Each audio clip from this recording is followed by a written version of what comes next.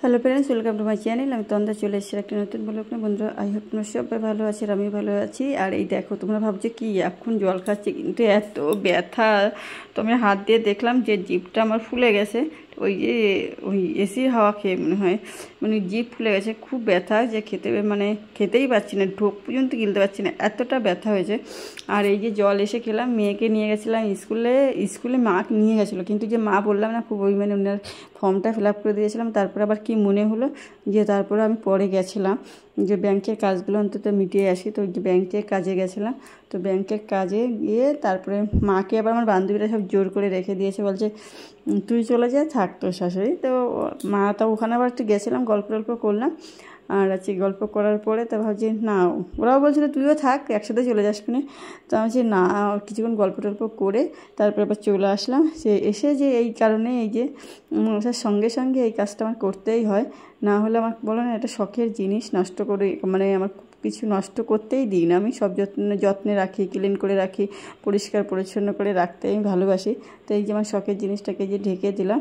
আর সবথেকে বড় কথা হয়েছে কি, এই জিনিসটা প্রথম দিকে ওই যে সাইলেন্সার ছিল ওখানে না গরম, আর আমার ওইটাতে ঢেকে দিয়েছে, ওখানে সব পুড়ে গেছে। আর এই দেখো, মেয়ের জন্য নাচের কিছু জিনিস কিনেছি, সেটা আছে কি এই জিনিসগুলো দেখো। তো আমি একটু সেজে নিলাম। বাবা, নাচ করতে গেলে যে খরচ, প্রচুর খরচ। সেই কি বলবো, এই মাসেই আমার অনেক টাকা বেরিয়ে গেছে। এই আগে একটা বসন্ত উৎসব করলে সেখানে, আবার এখানে নাচটা। তো বন্ধুরা, আমাকে সেজে কেমন লাগছে অবশ্যই একটা কমেন্ট করবে। আর এইবার দেখো, মেয়ের নাচ গয়নাগুলো দিয়ে আমি সেজে নিলাম, মেয়ের নাচের গয়না দিয়ে আর কি আমি সাজলাম। তো আমাকে কেমন লাগছে অবশ্যই একটা কমেন্ট করে। আর একটা কিনতে হয়েছে চামর, এটাই নাচটা হবে, সে কি বলে রবীন্দ্রনাথের ভানুপদা বলি নাকি, সেটাই হবে। তো এই নাচগুলোর ড্রেসগুলো সব আলাদা আছে, আরও অনেক কিছু করতে হবে।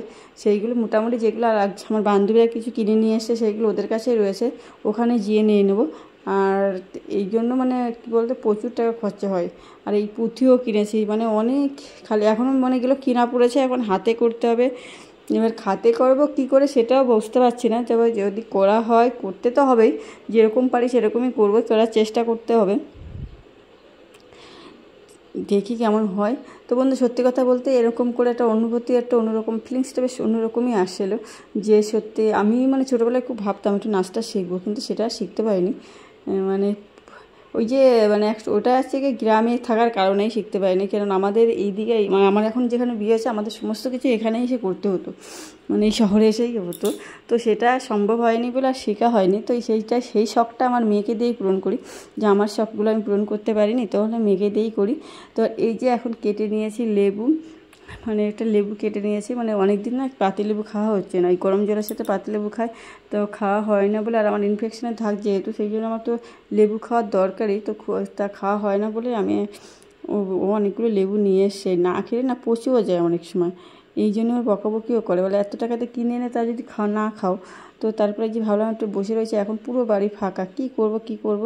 আর আগেই আমার ভিডিও এডিট করে রেখেছিলাম, তো এখন পুরোটাই ফাঁকা। এখন আমি বুঝতে পারছিলাম না, তো একটু খাওয়াই এসব করছিলাম। আর ভাবছিলাম কী আছে, তার টুকটাক আবার একটা খেজুরও খেয়েছিলাম, দুটো কাজু বাদাম খেলাম, টুকটাক করে খেয়ে ভাবছি একটু রেস্ট নেব। তো সত্যি কথা বলতে আমাকে দেখেই আমার বান্ধবী বলছে তো শরীর বিশাল খারাপ না। আমি জিজ্ঞেস কেন রে, বলে হ্যাঁ তোকে দেখেই বোঝা যাচ্ছে তো শরীরটা অনেকটা খারাপ। তো বন্ধুরা, এই সন্ধ্যাবেলা সন্ধ্যা দিয়ে চা খেতে বসেছি। আর আজকে ওর বাবা নিয়ে এসে মোমো, এই মোমো আনারও কাহানি আছে একটা। ও বলছে কি, ও যখন ওর বাবা ডিউটি থেকে এসে বলছে কী বাবা, তুমি তো অনেক দিন আনো না মোমো চপ, বলছে কি তোর মা সব টাকা নিয়ে নেয়, তা কী করে আনবো। ভাবছি দেখেছি কেমন অভিযোগ, আমার বর আমার পরে অভিযোগ দেয়, ওর টাকা নিয়ে আমি সব নিয়ে নিই, এরকম কিছুই না গো। বলছি অনেক দিন আসলে কি সময় পায় না, এটা হচ্ছে বড় কথা। এই যে কিসে গেছিলো, তারপরে পড়ানো ছিল, সেখান থেকে যাওয়ার আগে আমাদের এটা কিনে দিয়ে গেছে। তো আমি তো সকালে জানি না, চা খেতেই বসে গেছি। এবার এই দেখে আমার লোভ জিভে জল চলে এসেছিলো। তো ভাবলাম একটু আগে খেয়ে নিই, চা খাওয়ার সঙ্গে সঙ্গে এবার এটা খেয়েছি। বুঝতে পারছি। আর আমার মেয়েও এটা খুব ভালোই খায়। আমরা মানে মোমো খেতে খেতে আর কে ভালোবাসো, তা আমরা তো খুব খুব ভালোবাসি। আমার তো মোমোর থেকে কিন্তু আমার চপই ভালো লাগে, হেভি লাগে। এই দিনকে মেয়েকে নিয়ে গেছিলাম, ওই অনুষ্ঠানে গিফট পেয়েছে সেই দিনকে নিয়ে গেছিলাম। তো সেদিনকে আমরা খেয়েছিলাম মাংসের চপ টপ তিনজন মিলে, আমার সঙ্গে একজন গেছিলো, সে তিনজনে মিলে খেলাম। তো বন্ধুরা দেখো মেয়েকে পড়াতে বসে রেখে আমি গেছিলাম, মানে ওকে এই ভাত বসিয়ে দিয়েছে, পড়াতে গেছে। আর এই কি অবস্থা দেখো, এই আমার ক্লিন করতে কেমন হবে বোঝো, এতটা ক্লিন করতেই হবে। এই ক্লিন করতে আমার অনেকটা সময় চলে যাবে। তো রান্নাঘর কীভাবে কিচেন ক্লিন করা যায় বুঝে পাচ্ছিলাম না কী করে করব। তারপরে তারপরে ভাবলাম না এইভাবে করি, কারণ এই দিয়ে তোলা তো যাবে না, হাত দিয়ে কেচে কেচে তোলা যাবে না। তারপরে যে কাপড় দিয়ে সেইগুলো ভিজিয়ে এবার নিংড়ে ফেলবো। এই যে এইভাবে না করলে হচ্ছে না, না হলে আমি তুলবো কী করে, এইভাবে তো হাত দিয়ে তোলা যায় না। তো এইভাবেই তারপরে কী করবে, এই অনেকটা সময় লেগে গেছে, আর পুরো জলটা বেরিয়ে গেছে। আর মানে ঘরটা নোংরা হয়েছে, কেন বলো তো, যে ধোয়া ছিল, মানে আমি তো ওখানে বসেই রয়েছি আনমনির আনন্দে বই পড়াচ্ছি, আর এই দিকে এই অবস্থা হয়েছে। পরে আমার মনে পড়েছে যে আমি তো ভাত বসিয়ে দিয়ে এসেছিলাম, তো তারপরে এসে থেকে এই অবস্থা। এই এখন আমার কী বোঝে, এটা অঘটনও ঘটতে পারতো, কিন্তু সত্যি কথা এরকম অসতর্ক না হওয়াই ভালো।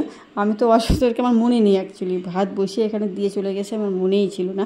তো এই জন্য এইভাবে সুন্দর করে এবার একটা ক্লিন করে নেবে, জল দিয়ে ন্যাকড়া পরে জল টল দিয়ে। তো বন্ধুরা এইটা আসছে আমার অনেকদিন, আজকে ভিডিও আমি করিনি, কারণ আমার শোলটা সত্যিই খুব স্বাদ দিচ্ছে না। তো এই জন্যে আমি ভাবলাম কি না একটু ভিডিও করি। এটা আমি অনেকদিন আগে করে রেখেছিলাম। তো এইটা সেই ময়দা আজকে খাওয়ার বায়না হয়েছে, ময়দা মানে লুচি খাবে। তো এই যে লুচিটা করব, এখনও মোটা মানে ময়দা আর কি ঘরে ছিল, কিন্তু ও কিনেও নিয়ে এসছে। তো আমি ভাবছি এইটা না পুরোটাই করে দেবো। মাঝে যে পরোটা খাচ্ছিলাম না, এইটা একবারে আমি মেখে রেখেছিলাম, বারবার মাখতে না খুব কষ্ট হয়ে যায়, আমার তো খুব কষ্ট হয়। তো তা ভাবছিলাম না একটু করে নিই। আর এই যে মানে একবারে করে নিন, একটু ফ্রিজে রেখে দিলে, স্টোর করে রাখলে যদিও খাওয়া ঠিক না, তবু আমি না খুব অলস হয়ে যাচ্ছি দিন দিন মনে হচ্ছে।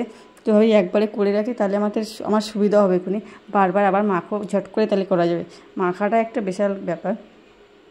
তো তেল দিয়ে ভালো করে আর কি ময়াম দিয়ে নিচ্ছি, একটু লবণ দিয়ে, চিনি আমি দিই না, কারণ চিনি সত্যিই খাওয়া শরীরের পক্ষে ক্ষতিকর। একটু ভালো চিনি দিলে একটু কালারটাও ভালো আসে, লাল লাল হয়, আর হচ্ছে কি বেশ মিষ্টিও লাগে খেতে, এমনিই খাওয়া যায়। কিন্তু আমি চিনি তবুও আমি স্কিপ করি, না মানে ওই একটু টেস্টের জন্য আমার শরীরের ক্ষতি করার কোনো দরকারই পড়ে না। তো আমি ঠান্ডা জল দিয়েই আস্তে আস্তে করে মেখে নিচ্ছি। এতটা ময়দা তো মাখতে একটু সময় লাগবে, আর আমি কোনো আটা অ্যাড করিনি, পুরোটা ময়দারই করব লুচিটা। সুন্দর করে মাখা হয়ে গেছে আমার, দেখো। তা একটু সময় ধরে মাখতে হবে, না হলে না লুচিটা ভালো ফোলে না।